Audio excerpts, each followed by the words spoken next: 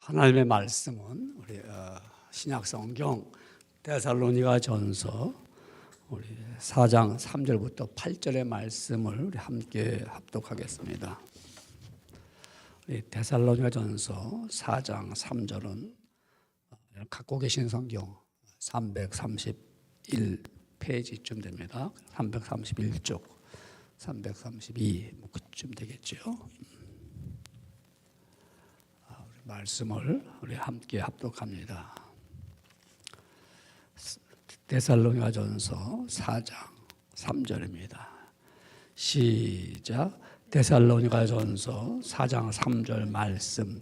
하나님의 뜻은 이것이니 너의 거룩함이라. 곧 음란을 버리고 각각 거룩함과 존귀함으로 자기 안에 대할 줄을 알고 하나님을 모르는 이방인과 같이 세욕을 따르지 말고 일의 분수를 넘어서 형제를 해하지 말라. 이는 우리가 너희에게 미리 말하고 증언한 것과 같이 이 모든 일에 주께서 신원하여 주심이라. 하나님이 우리를 부르심은 부정하게 하심이 아니요 거룩하게 하심이니 그러므로 저버리는 자는 사람을 저버림이 아니요 너희에게 그의 성령을 주신 하나님을 저버림이니라. 아멘.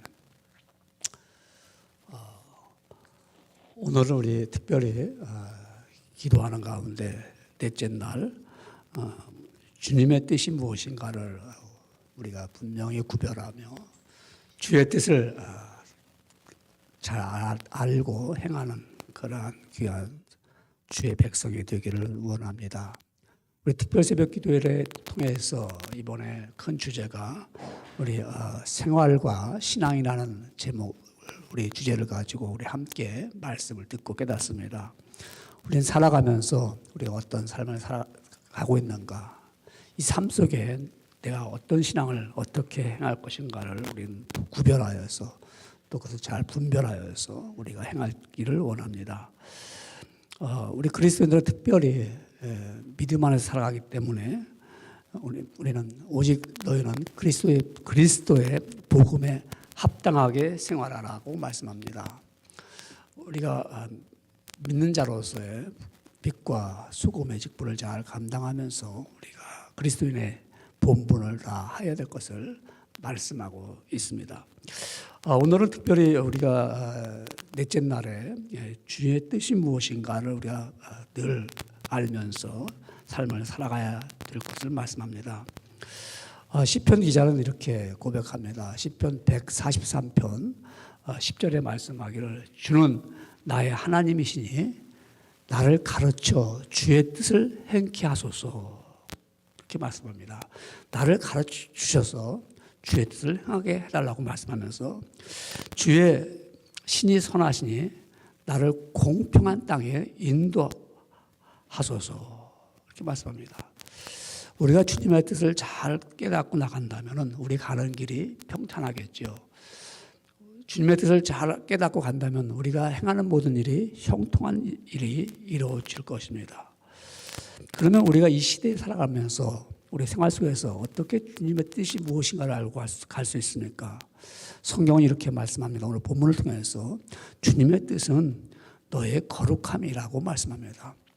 우리가 생활 속에서 거룩함을 유지하면서 거룩한 길을 가야 됩니다. 오늘 본문의 말씀을 다시 한번 우리가 읽으면서 기억할 것은 주님의 뜻이 어디 있는가를 봅니다. 데살로니가전서 4장 3절에 하나님의 뜻은 이것이니 너의 거룩함이라 그랬습니다.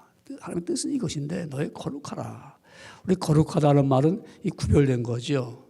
그리고 우리가 거룩하다는 것은 또 잘라낸다는 원어의 뜻이 있습니다. 그러니까 세상적인 것과 딱 구별하기 때문에 잘라내는 거죠. 이건 세속된 거다. 그러니까 잘라내는 거죠. 이거는 이거 가면 안 된다. 그렇죠. 그래서 우리 거룩하게 산다는 것은 이 구별된 삶을 말합니다. 그야말로 다르게 사는 삶을 말하죠. 성경은 분명히 이렇게 말씀합니다. 하나님이 거룩하니 너희도 거룩하라. 하나님은 구별되신 분이지요. 분명히 하나님은 우리의 생각과 다릅니다. 모든 면에서 우리와 다르신 그 구별된 그 하나님. 그렇기 때문에 우리도 거룩한 삶을 살아가는 가운데 이렇게 말씀합니다. 오직 너희를 부르신 거룩한 자처럼 너희도 모든 행실에 거룩한 자가 되라. 기록되었으되 내가 거룩하니 너희도 거룩할지어다. 이렇게 말씀합니다. 오늘 우리는 주신 말씀을 이제 통해서 볼 때, 그럼 어떻게 거룩한 삶을 살아갈 수 있을까? 오늘 본문에 보니까 통해서 자기를 더럽히지 말아야 된다고 말씀합니다. 우리 생활하는 가운데, 우리 삶 가운데, 우리 자기를 더럽히지 않고 거룩한 삶을 살아간다는 것은 쉽지는 않겠죠. 그러나 하나님의 말씀을 통해서 우리는 깨닫는다면은 우리는 자기를 더럽히지 않고 거룩한 삶을 살아가야 됩니다. 우리 몸은 거룩한 성전이라고 말합니다. 우리 몸에 성전이기 때문에 더럽혀서는 안 됩니다. 늘 거룩함을 유지해야 되는 것입니다. 그래서 이 말씀 근거가 되는 말씀은 우리 고린도전서 3장 17절에 보면은 성경은 이렇게 말합니다. 누구든지 하나님의 성전을 더럽히면 하나님이 그 사람을 멸하시리라. 하나님의 성전은 거룩하니 너희도 거룩하라. 우리 몸을 거룩한 성전으로 말씀하시면서 너희를 거룩한 삶을 살아라. 구별된 삶을 살아라고 말씀합니다.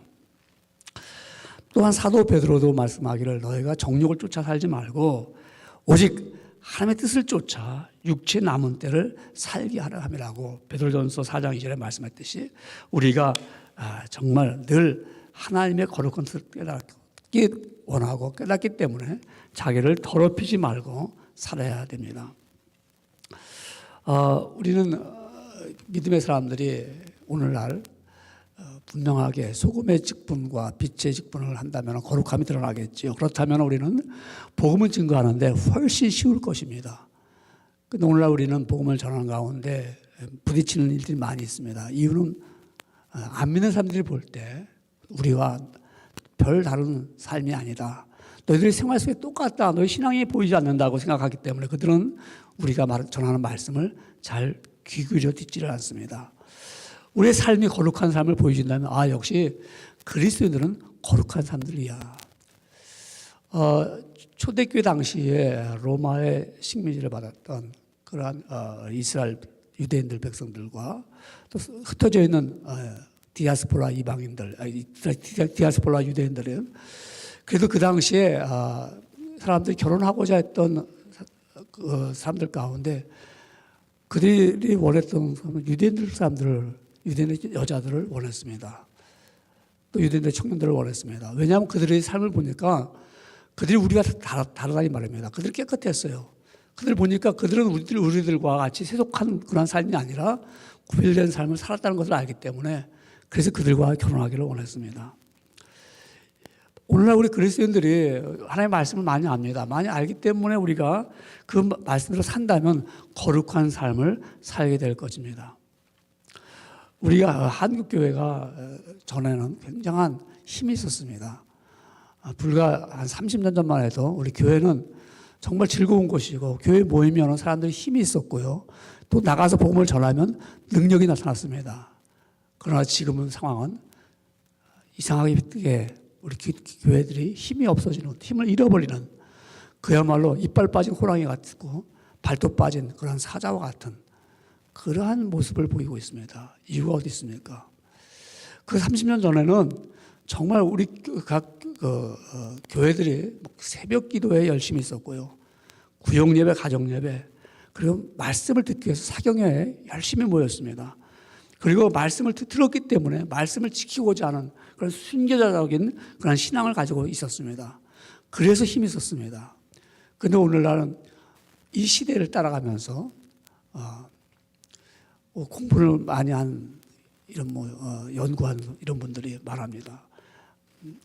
그렇게 열심히 모여야겠느냐? 열심히 그렇게 기도하느냐? 별별 얘기 다 만들어요. 갖다 붙여대면서 말입니다. 어떻게든지 거룩한 하나님의 말씀을 세속하게 만드는 그러한 일들을 누가 합니까? 신학자들이 하기도 하고요. 목사들이 하기도 하고요. 마치 자신들이 무엇인가 굉장히 발견한 것처럼 말입니다. 그래가지고 교인들의 영적인 힘을 다 빼는 거예요. 누가 장난이죠? 사탄의 장난들이죠. 거기에 귀를 기울이니까는 믿음의 삶을 보이지 않습니다. 거룩한 삶을 살지 않습니다. 그리고 예수님 믿는다고 하면서도 뭐 장로도 그렇고요, 뭐 목사님들도 그렇고요, 뭐 앉아서 똑같이 음담패설 하고 똑같이 말입니다. 세상 즐기는 거 똑같이 즐겨가면서, 그러면서 교회는 나와서 내가 누굽니다 이렇게 얘기할 때 같이 있던 사람들이 그 사람 얘기를 듣겠어요? 아무리 복음을 전해도 그 사람들은 너나 열심히 믿어 그렇게 얘기합니다. 이게 우리가 주님의 뜻을 모르기 때문에 그렇습니다. 주님의 뜻을 아는 사람들은 이렇게 살면 안 돼. 주님의 뜻을 알기 위해서 우리는 거룩한 삶을 살아야 돼. 우리 찬송가 425장에 어떤 가사가 있습니까? 주님의 뜻을 이루소서 고요한 중에 기다리니. 이런 주님의 뜻을 이루기 위해서 얼마만큼 고요한 마음과 묵상 중에 있습니까? 사람들은요, 죄를 짓기 쉬울 때가 언제냐면 혼자 있을 때 죄를 짓기 쉽습니다. 혼자 있을 때. 우리가 여럿이 있을 때는 같이 크게 죄를 짓는데 은밀한 중에 죄를 짓기 때문에 고요한 중에 오히려 주님의 뜻을 이루어 달라고 그런 자세를 가져야 됩니다. 우리가 주님의 뜻을 이루소서 할 때 우리가 주님 앞에 겸손히 절할 때, 주님 앞에 발 아래 엎드릴 때 주님의 뜻을 구별할 수가 있어요. 오늘날 우리는 그러한 삶을 살지 않기 때문에 자신도 거룩하지 못할 뿐만 아니라 모든 자들이 그리스도 안에서 뜻을 이루어 나가지 못하고 있다는 말입니다. 많은 사람들이 그렇습니다. 우리가 주님 발 앞에 엎드릴 때 주님의 뜻이 무엇인가를 깨닫게 됩니다. 그때 거룩한 삶을 살게 되죠. 야, 너 그렇게 하면 안 돼. 그런 삶을 살면 못된 거야. 이렇게 말하죠. 그러니까 기도하는 사람이 거룩한 삶을 살게 되더라 이 말입니다. 주님 발 앞에 엎드리니까는요. 교회 안에서도 말입니다.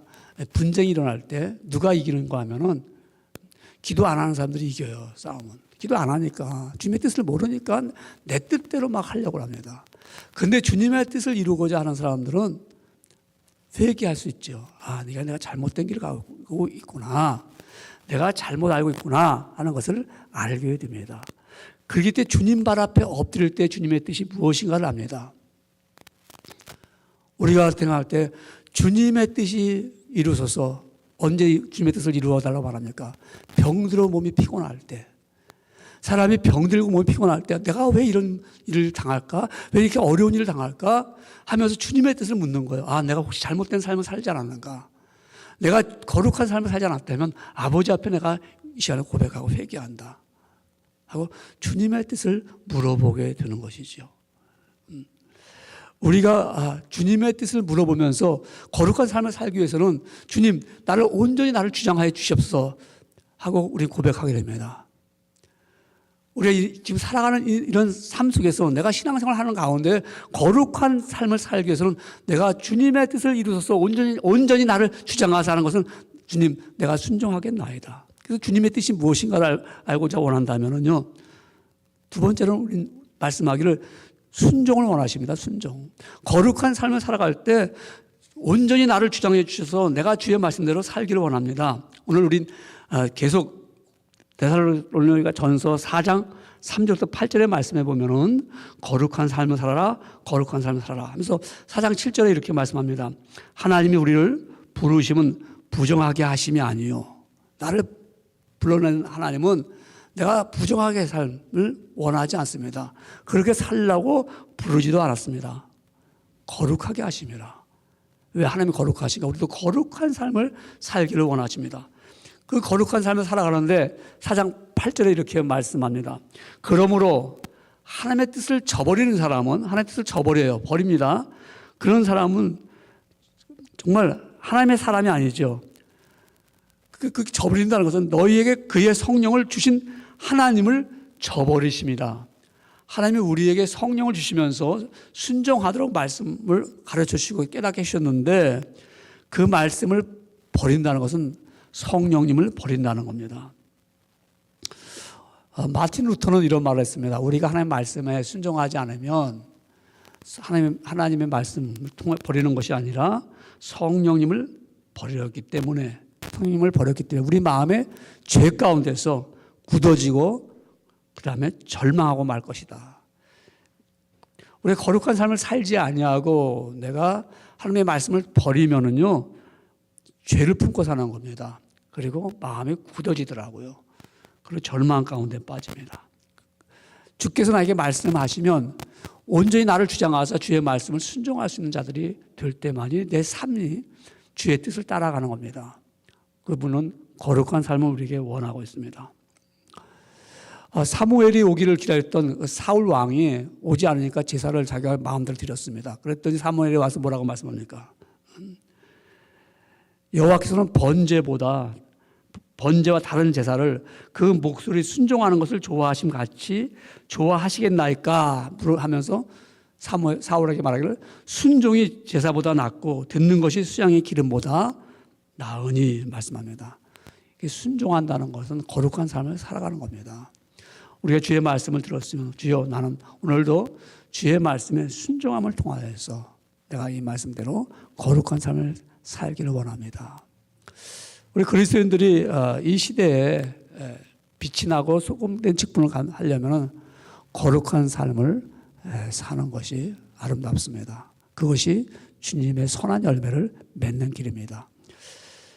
그렇게 하려면 우리가 이제 주의 말씀 순종하려면 어떻게 그 거룩한 삶을 보여줄 수가 있을까요?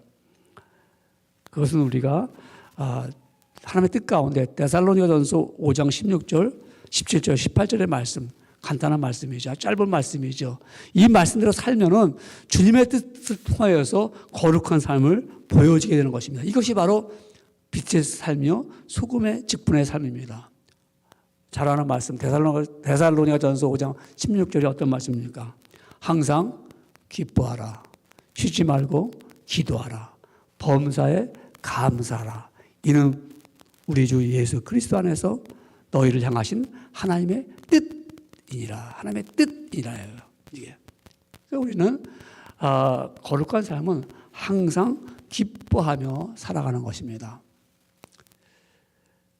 주님의 뜻을 우리가 무엇일까 물어볼 때 내가 고요한 중에 기다리고요. 주님만 발 앞에 엎드리고요.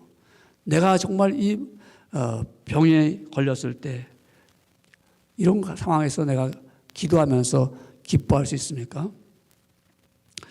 우리 어린아이들 보세요. 어린아이들은 기쁠 때 기뻐해요. 기분 나쁘면 아이들은 기뻐하지 못해요. 우리 그리스도인들도 그렇게 할 수 있어요. 어린아이처럼요.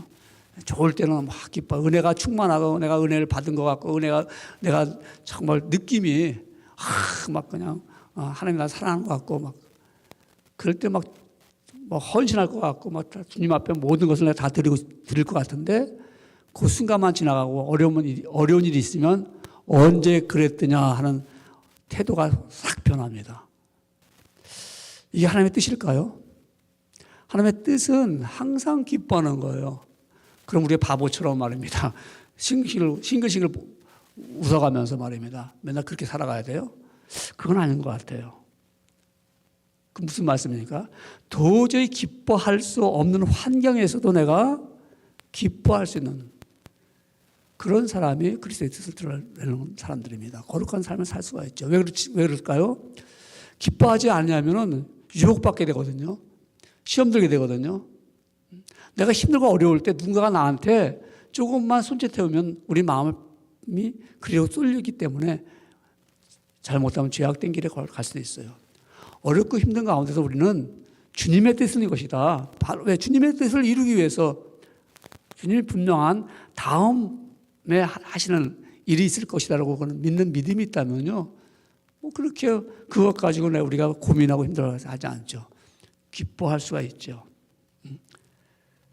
하나님의 뜻을 보면서 주님이 더 좋은 것을 허락하실 거야 하는 그런 믿음이 있으면요 기쁨이 있어요. 기쁨이 있어요. 그 안에 왜 평안이 있으니까는 그 평안을 주신 그분 때문에 기뻐하는 거죠. 우리가 나는 기쁘다 정말 기뻐요. 그러면 정말 이상한 사람 아니야 그러잖아요. 그런데 내 심층, 내 마음속 깊은 데서 흘러나오는 평강이 있을 때 그분 때문에 기쁨이 있는 거예요. 떠들어가면서 기쁘다, 나 기뻐. 현실이 안 기쁜데 어떻게 기뻐요? 그렇잖아요. 현실이 지금 내가 어려운데 뭐 나는 기뻐요, 정말 기뻐요, 뭐 너무 좋아요. 뭐. 이건 no way. 잘못된 길이야. 근데 내 마음에 평안이 있으면 그 평안 때문에 내 심령, 내 속 심령은 기쁨이 있단 말입니다. 표현하지 않아도요. 그럼 걱정하는 소리는 안 할 거 아니에요. 저런 가운데도 평안이 있어. 그걸 볼 때 기쁨이 있는 거예요, 사람들이가. 그런 경험 해보셨어요?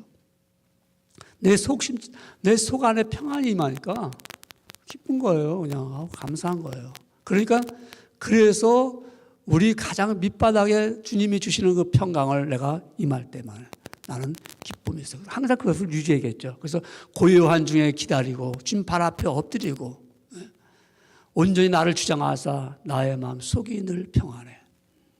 그런 사람은요 주님의 뜻을 이뤄나가는데 우리는 그야말로 쉬지 말고 기도할 수가 있는 거죠. 기도하는 사람, 그래서 오늘도 우리 기도함으로 말미암아 내가 영적으로 기도하니까 늘 우리 쉬지 말고 기도하라는 그런 말씀 속에는 내가 주님의 말씀을 늘 내가 사모하면서 나를 주장하게 하도록 내 마음을 드리니까는 내가 기쁨이 있다고 아까 말씀했듯이 그래서 우리가 쉬지 말고 기도하는 거예요. 우리 그리스도인들이 기도가 멈춰지면 어떤 일이 일어날까요? 마음이 흔들리니까 영적으로 깨달음이 없으니까 계속 우리가 세상을 쫓아가는 거예요. 그래서 우리는 바쁜 거예요. 바빠. 물어보면 기도할 시간도 없습니다. 바쁘잖아요. 먼저 우리가 기도하고 간구하면은 주님의 뜻을 무엇인가 알게 되면 거룩한 삶을 살아가는데 그 영적으로 내가 긴장하기 때문에 세속에 물지 않고 내 마음이 평안하기 때문에 여유가 있는 거예요. 여유가 있어요. 바쁘다는 사람들 보면은 내 생활 시간이 있는 그런 물론 바쁜 것도 있지만 마음이 바쁜 거예요. 마음이 늘 바쁜 거예요. 늘 마음이 분주한 거예요. 뭐가 이렇게 마음이 분주하겠죠? 평안이 없으니까. 평안이 깨어져 있으니까. 근데 우리가 기도하는 사람들은 여유가 있더라고요. 그래서 우리는 여유가 있다는 것을 드러내는 건 뭐냐면 감사가 있죠. 감사가요. 그러니까 늘 감사할 수 있죠. 우리가 데살로니가 전서 5장 16절, 17절, 18절의 말씀 보면 그게 하나로 엮여진 거예요. 왜? 하나님의 뜻을 이루어 나가는 그것은 기뻐하게 되고 기도하게 되고 감사가 나타나는 거죠. 따로따로 떨어진 게 아닙니다. 그러니까 늘 감사가 넘쳐나게 되어 있습니다. 이 범사에 감사하라. 그러니까 모든 일에 감사하는 거죠. 우리가 감사가 있는 사람들은 삶 자체가 벌써 윤택하잖아요. 없어서가 많아서가 그런 데서 있는 것이 아니라 윤택한 삶이 내가 삶 자체가 윤택한 모습이 나타나죠. 없다. 없으면 없는 대로 또 감사하죠. 있다. 있으면 또 있기 때문에 감사하죠. 유대인들이 이렇게 전에서 내려오는 아주 명언이 있습니다. 그래서 유대인들 가운데 가장 현명한 사람이 누구냐? 우리 아주 똑똑한 사람, 아주 지혜가 있는 사람이 누구냐? 할 때 그 사람들은 남에게 베풀어주는 사람들이 현명한 사람이라고 말합니다. 좋은 얘기죠. 남한테 베풀면 언젠간 것이 다 돌아오게 돼 있으니까 현명한 사람은 베푸는 사람입니다. 중국이 공산당이 막 들어와서 선교사들을 내쫓았을 때 선교사 두 사람 중에 한 사람은 자기 거를 막 다 챙겨갔어요. 떠나면서. 근데 한 사람은 동네 사람들에게 다 나눠줬어요. 선교사가 누구 다 자기 있는 거 책상이고 자전거고 다 주고 그리고 그 동네를 떠났어요. 그러다가 이제 좀 안정됐어요. 이제 정치적으로 좀 안정됐을 때 선교사가 돌아왔어요. 돌아오니까 다 나눠줬던 그 동네 사람들은 선교사가 돌아왔다고 해서 다 돌려주는 거예요. 다 갖고 와서 오셨냐 그러면서 더 많이 갖고 오는 거예요. 그러니까 현명한 사람은 이렇게 베풀어주는 사람이 현명한 사람입니다. 세상에서 가장 강한 사람은 누굴까요? 가장 강한 사람이 스트롱한 사람들은 누굴까요? 그 사람들은 자신을 이기는 사람이 가장 강한 사람이라고 유대인들의 명언에 나옵니다. 내가 가장 강한. 왜? 내가 나 자신을 지켰기 때문에. 내가 거룩한 삶을 살면 가장 강하겠죠. 내가 주의 뜻을 따라서 살면 가장 든든한 삶을 살 수가 있겠죠. 근데 그것보다도 가장 그 다음에 부유한 사람, 정말 부자. 이 부유한 사람은 누구일까요? 감사하는 사람이라고 말합니다. 자기 것을 만족할 수 있는 사람이 그 사람이 가장 부유한 사람입니다. 우리 그리스도인들이 왜 세속화가 되고 거룩한 사람을 잃어버리죠? 감사가 없으니까 그렇잖아요. 세상의 것들을 같이 얻기 위해서 쫓아가니까 정신이 없는 거예요. 그러니까 거룩한 삶을 살 시간이 없어요. 주님의 뜻을 구한다면 우리가 늘 가진 것에 감사할 때만이 거룩한 삶을 살게 되고 죄를 짓지 않게 됩니다. 오늘 그렇기 때문에 우리는 예수님 안에서 행하는 일들, 이것이 바로 거룩한 삶이죠. 오늘 우리는 특별 새벽 기도의 네 번째 날에 우리는 주님의 뜻이 무엇인가를 우리가 한번 생각해 봤습니다. 우리 한번 정리를 해볼까요? 우리가 첫째 날은 어떤 말씀을 드렸는가 하면요, 우리 생활과 신앙 가운데 우리는 기다리는 세월이 필요하다. 기다려야 된다. 주님이 다시 오실 때까지 우리 소망 가운데 기다리는 삶을 살아야 된다. 둘째 날은 우리에게 환경을 극복해야 된다고 말씀합니다. 환경이, 우리가 모든 삶은 환경 속에 영향을 받습니다. 나는 환경에 영향받지 않고 사는 사람이 있습니까? 다 우리는 환경에 영향을 받아요. 이런 환경을 극복하는 사람들이 우리 그리스도인들입니다. 그렇기 때문에 우리 그리스도인들은 환경을 극복할 뿐만 아니라 우리는 고통이 있습니다. 육체적인 고통이 있지 않아요?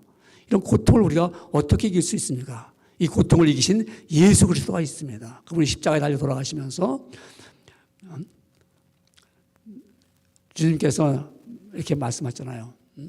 내가 너의 허물을 인함으로, 내가 이 상함을 받은 것은 너희의 죄악을 인함이라. 내가 찔림을 받은 것은 허물을 인하며, 내가 상함을 받은 것은 너의 죄악을 인함이라.